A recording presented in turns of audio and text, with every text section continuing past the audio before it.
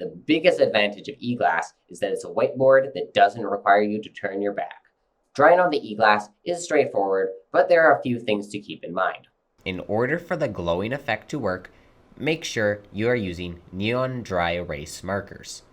DLC should have these markers provided, but if using your own, make sure they are one of the brands of markers shown on screen.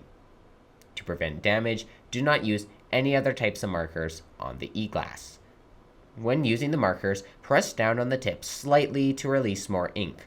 Do not press too hard or the ink can start to drip. Once you are finished recording, make sure that the eGlass is wiped clean for the next instructor.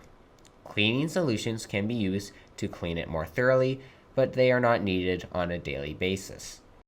But that's not all you can do. You can bring up images, presentations, and more onto the eGlass. Here's how you do it. 1. Make sure that the video is unpaused. 2. Open File Explorer on top of eGlass Fusion. 3. In File Explorer, locate the piece of media you wish to use. 4. Click and drag the media into the eGlass Fusion window and release.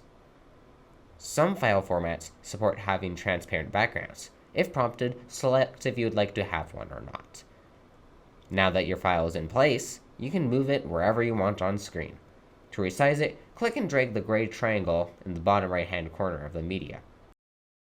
If using a PowerPoint, use the arrows to switch slides. And there you have it. Feel free to present to your liking.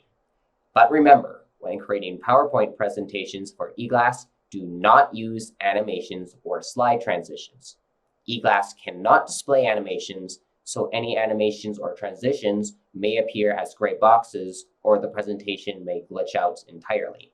Please keep your PowerPoints animation and transition free.